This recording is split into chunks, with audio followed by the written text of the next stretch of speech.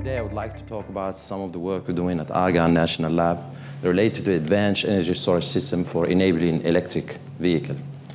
I would like to start with this busy slide, which is the 2015 Global Human Activity Energy Flow. What it says is that beside transportation, all other applications rely on many sources of energy, from renewable, nuclear, coal, natural gas, and oil.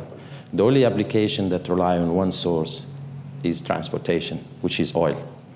And the story doesn't end up here because half of the energy is wasted in heat. So not only we are relying on one source, but we waste half of it. So the situation is very unsustainable. So in the United States, as Dr. Cathode mentioned yesterday, almost 70% of petroleum is used for transportation. And we did that 70%, 85% is used for on-road vehicle. So transportation is basically the second largest expense in the United States, and I think also in Europe. So can you imagine if we make a paradigm shift from oil to electrification, a huge change in the economy of the United States. So fortunately, transportation is underway. And one of the reasons is because of this regulatory requirement set by a number of big countries. I would say Europe is very proactive. By 2020, which is next year, every single car that is produced in Europe has to meet 58 miles per gallon. China is also pretty active, the same times, 56. Here is a little tricky, is the average mileage between conventional car and electric car. Yeah. United States is lagging behind. Within the next 6 years, we have to ensure that every car has at least 54.5 miles per gallon. Also, you see the expansion. This is the same slide. See this is the global EV forecast within the next, let's say, 11 years. You can see it's an exponential growth, mostly driven by China. The target is 2020 will hit about 25 million vehicles. So it's a huge growth of electric vehicles that requires significant battery production. China is a leader. Just last year, they produced 70% of the electric vehicle. And I think the electric vehicle, pure electric vehicle, the second is the United States, which is the cumulative production of the United States within the 7 years was less than 800,000. China alone, 1 year is more than twice that. So one of the reasons why the growth is still very small, at the moment there is about 100 vehicles produced every year. So we have only less than 2% of electric vehicles. And one of the reasons is because of a major barrier, which is cost. The cost of the battery is still twice the target. The near-term cost, based on the United States Department of Energy and USABC, is $110 per kilowatt hour, which is within the next 5 to 6 years. And the long-term cost is $80 per kilowatt hour.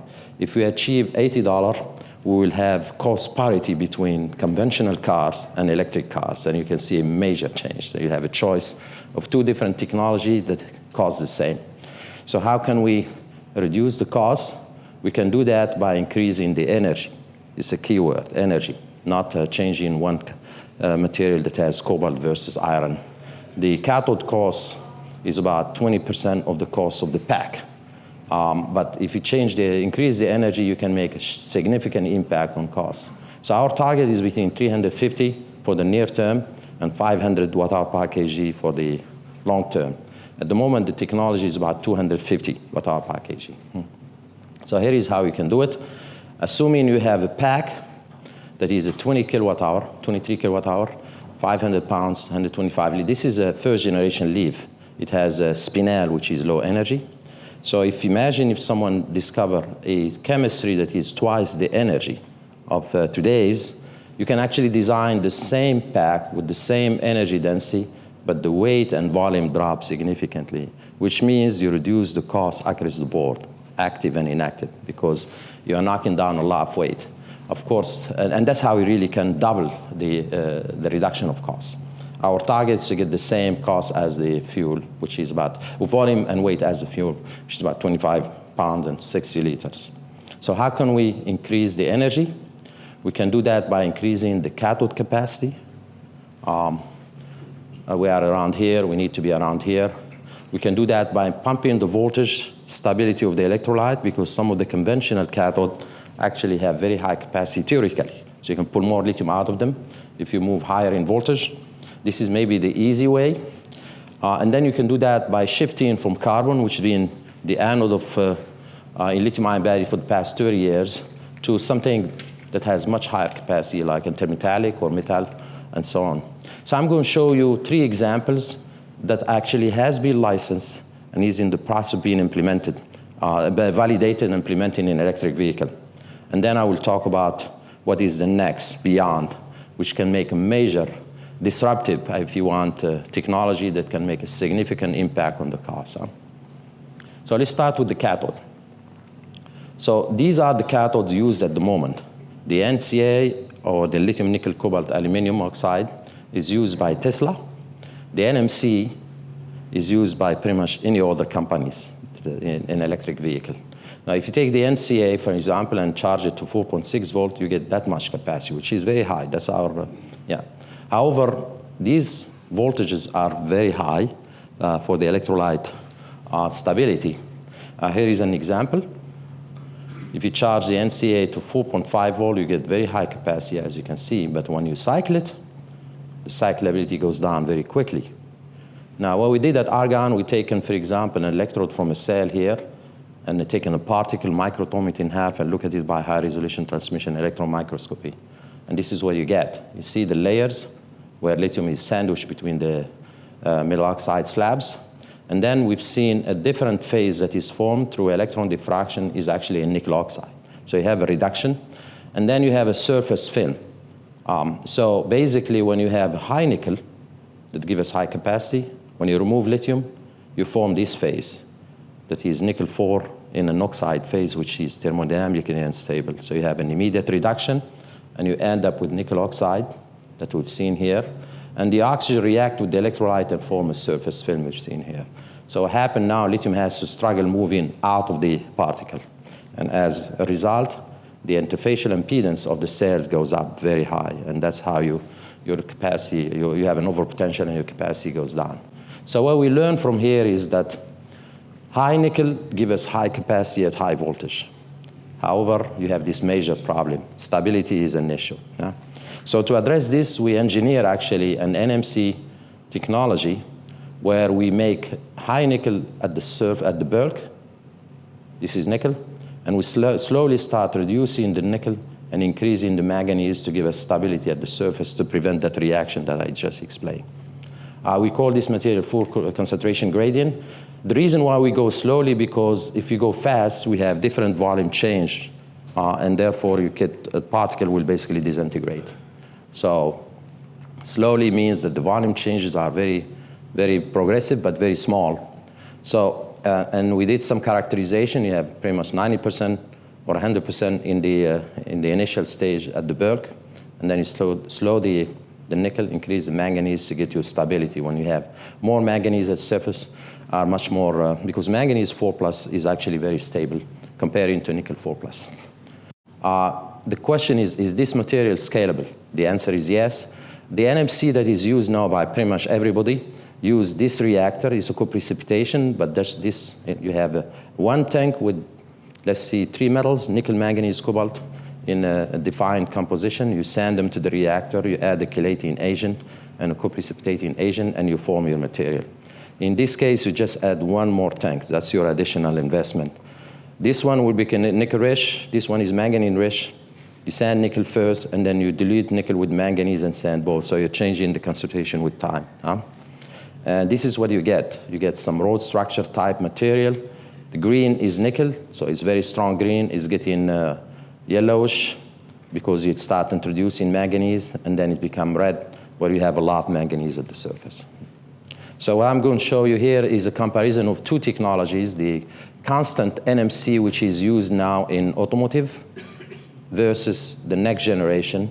The average composition is the same, but keep in mind, this one has a lot of nickel in the bulk, less nickel in the surface. So the first thing is the density. Energy is not just voltage and capacity. Density is very important. How much you can pack in the electrode is very important. So you can see the density is high. This material is much more dense because this morphology is different. This one has a secondary particle with small primary particle. This has a secondary particle, but the primary particles are rolled and are very close to each other, so very dense. So density gives you more energy, first. Second, one thing which is really very interesting about this material is that the rods, the layer structure is parallel to the rods, so lithium can zoom very fast out, which means you can move lithium very fast at the same potential. This one has to go through the grain boundaries and struggle to move out. So here, you can pull more lithium easy than here, which means if you have a cell that has cap at high voltage, you get more capacity out of this than this. And here is an example. We did exactly the same test procedure with the commercial NMC. You get about 180. With the new technology, you get 220 at the same cutoff voltage charge. So you get gain on energy both from the density and from the unique morphology of this material. And this is a comparison of the next generation NMC that the auto industry is looking at now for increasing the energy. The NMC 811, you have 80% nickel, and this is the new technology, the FCG, as I said. The average composition is the same, but remember, a lot of nickel in the bulk, less nickel in the surface. You can see a real cell in collaboration with the industry that licensed this technology. It's very stable. Up to 600 cycles, we lost only 8%. Even at high temperature, we lost almost 15%. The conventional system that will be adopted in electric vehicle in the next few years lost quite a bit of capacity because nickel 4+ is very unstable. So this is an interesting technology. We also did some safety study because the surface is very stable. When we did a nail penetration and look at the temperature rise, it rises only by like 75. It's almost like LFP or spinel if you want. And one of the reasons is because the stability of the cathode. If you do a DSC or differential scanning calorimetry, the NMC 811, the onset temperature is very early, which means the reaction is very easy, and the overall heat, which is proportional to this curve, this peak, is very large, as you can see, while the new material has much higher onset temperature. It's much more difficult to react. The activation energy is very high, and the overall heat is very small. So you generate less oxygen out of this material that react with the electrolyte. So as I said, this technology has been licensed, and one company actually has built large cell, 80 amp hour for electric vehicle. They were able to achieve 270 watt-hour per kg. And these are the result of the nail penetration and overcharge. Nothing happened. And the cyclability that they achieved is almost 2,000 cycles before they lost 20%, both at room temperature and high temperature. So it's under now, I would say, the validation by the several OEM car companies, if you want. So this is one example of the cathode, how you can increase and stabilize the cathode to get very high capacity. On the anode side, as you can see, if you go higher in voltage, on the electrolyte side, sorry, you see if you go higher in voltage, your capacity basically goes down and basically cell died. See, the efficiency is very poor, it's less than 80%. Perhaps the best way of probing the stability of the electrolyte is to use a floating test. You take this cell, you float it at different potential and look at the leakage current, which is basically an indication of electrolyte decomposition.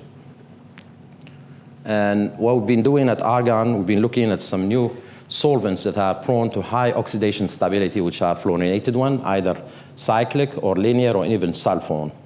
And we do have a supercomputer where we can do a lot of DFT calculation to look at their oxidation and reduction potentials. And this is an example of some very promising electrolyte that has very high oxidation potential. So Argonne also has a combinatorial approach where we can basically probe different formulation and basically measure the electrolyte, conductivity, viscosity, and dielectric constants. And these are some of the electrolyte that shows promise.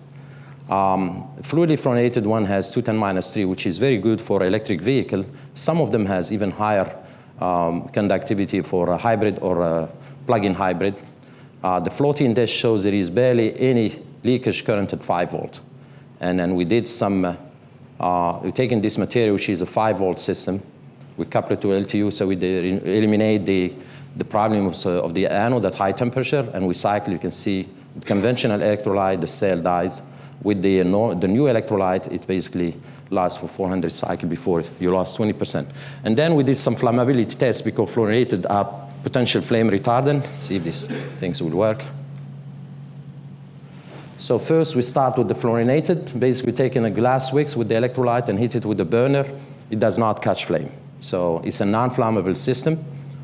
If you do the same things with the conventional organic electrolyte, which is an X,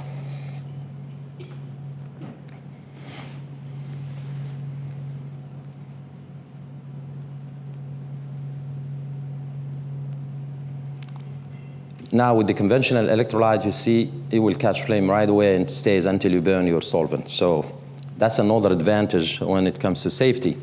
Now the last one I want to address is the capacity increase on the anode. As of today, the anode of today is carbon, so it's an intercalation process. We move into conversion reaction, as you can see, where you alloy lithium with different metals. The one that is very interesting is silicon because it's dirt cheap, but also because it has higher volumetric and gravimetric energy density compared to carbon. It's almost 10 times. Obviously, you cannot use this capacity because there is no cathode that match it. So our target is to get to 1,000 milliamp hour per gram. And the way of doing it, the silicon obviously has one problem, is the swelling. When you alloy 4 lithium, you get very high capacity, but it swells very, very well. And the result of swelling, this is an AFM, in situ AFM, where we basically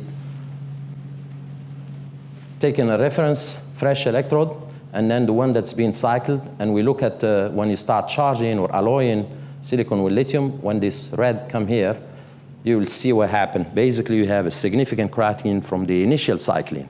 So you can imagine doing that with time. You're going to separate the particle and isolate them, and as a result, basically your battery will die because there is no contact between the particles of the silicon. See, start cracking right away.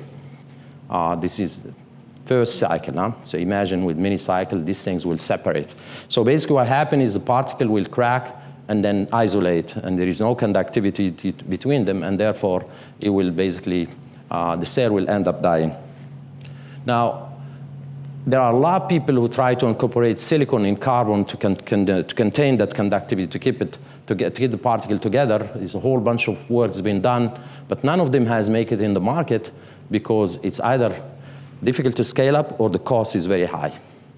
What we did at Argon, we developed a new process that is mass scaled.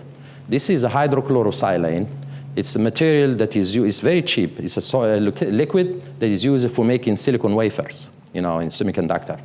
So I visited one friend at one of these silicon wafer, and when he told me that, the first idea came in, if you heat up this material, it becomes gas. Gas go everywhere. Most of the process I showed you before is either solution or mechanical mix. So you really cannot impregnate silicon inside carbon. So we taken graphite, we exfoliated with acid, we form graphene layers, and then we use a reactor, we put this gas, heat it up, and then use small amount of hydrogen to reduce silicon, and you end up with silicon inside the graphene layer. The idea is, first of all, using the gas process, the silicon is nano. Nano tend to crack at much longer time comparing to micron. And once they crack, the silicon graphene, the graphene layers, which are conductive, will collapse on them and keep conductivity. So this is without graphene, and this process, this is with this new process. I think I'm going to move. Here is the silicon wafer. They have these big tanks full of this gas. So you just throw in graphene disorder powder, heat it up with small amount of hydrogen, you end up with the material. Now, the great things about this is in the silicon wafer, purity is very important. So once they do the wafer, they lost 70% of this gas because it's contaminated. And it is very dangerous one, very toxic. So they have to spend a lot of money to get rid of it. To think about it, when I told them the idea, it's great because they can actually use a secondary reactor, take that contaminated gas, put graphene, and make useful material out of it. So you had 2 birds with 1 stone. So, and we are in discussion to license this technology with a big silicon wafer or semiconductor company. So I'm going to, because I have only 10 minutes, and now you're going to stop me, so I'm going to, it's okay? Yeah. All right.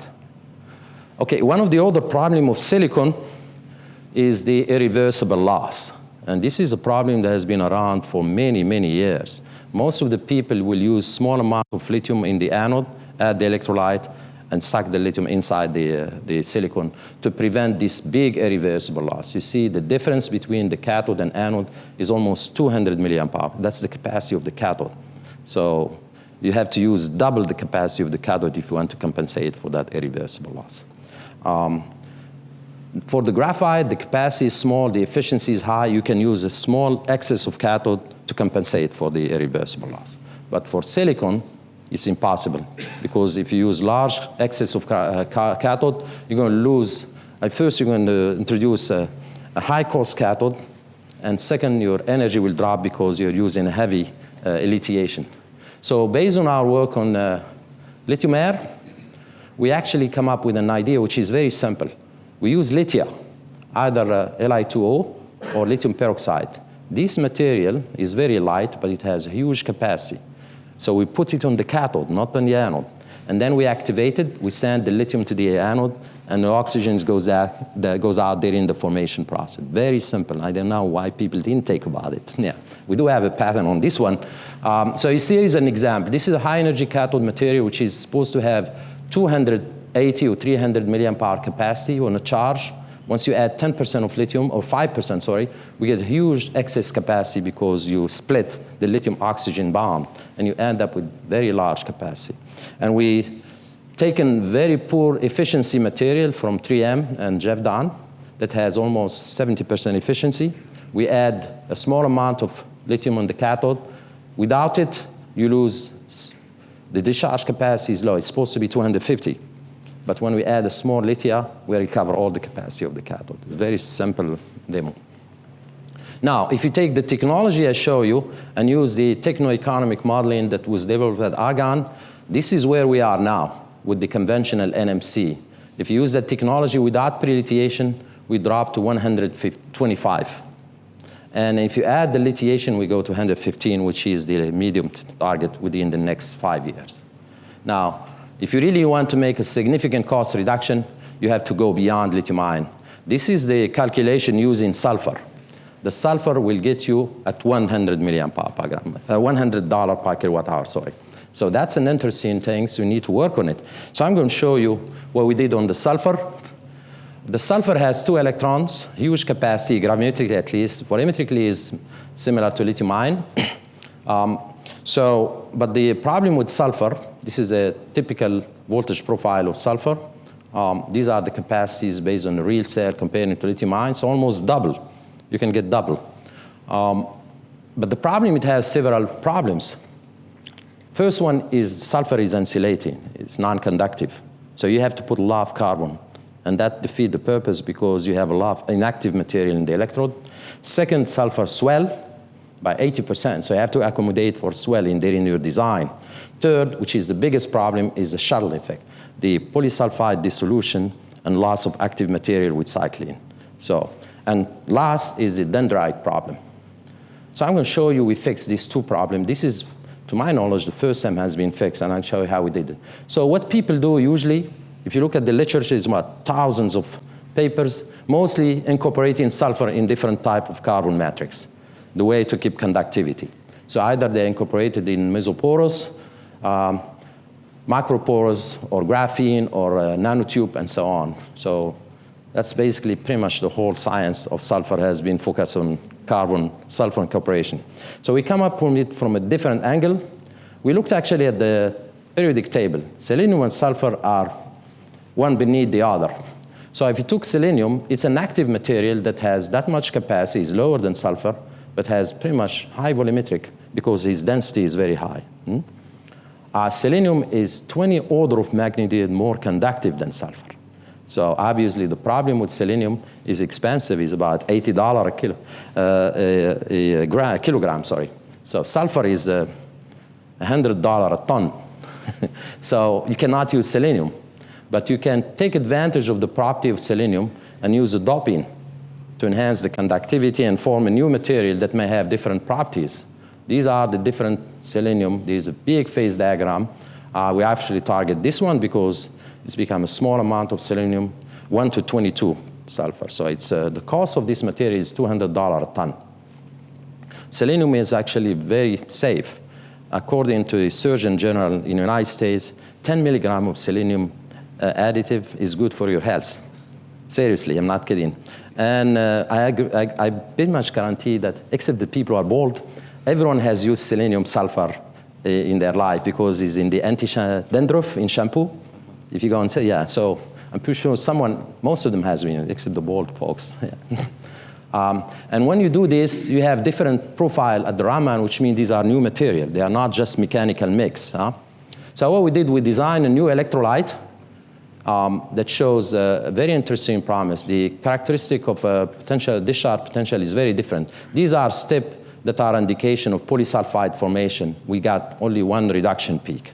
So that was an interesting. And also when we try to dissolve polysulfide in this new electrolyte with this selenium sulfur, there is no dissolution. But this is mostly a naked eye things because not scientific things. There's always potential dissolution that you don't see by naked eye. So we developed at Argonne a new technique which is based on Xanis Institute. Xanis can allow you to prop oxidation state at the, either in the solution or amorphous or crystalline. And you can see if you have a dissolution, which is a sign of polysulfide, you see a shift toward lower energy. It's very flat, no dissolution. We also look at the DQDP. There is only one reduction peak versus the material that dissolve. DFT calculation showed there is a high energy, energetic to get the solvation of polysulfide in this new electrolyte. And it cycles extremely well at very high rate with high loading. So it's almost 8:30. So I have 2 minutes. I have a nice story on lithium air, which I will leave it to next time. This is really a nice story, but no time. I'm sorry. Let's go over. Huh? Yeah. It's okay. What I want to say is I'm going to say a few words about the solid state. Yeah. So if you look at solid state, if you use lithium metal, it will allow you to use a solid state battery, and the cost is within the near term. It's almost $100 per kilowatt hour. So the great thing about solid state, it allows you to use lithium metal, so the amount of lithium is small because the energy is very high. You can always reduce all the peripheral volumes because you don't have any thermal management to worry about and so on. So there are a lot of benefits. Prevent dendrite.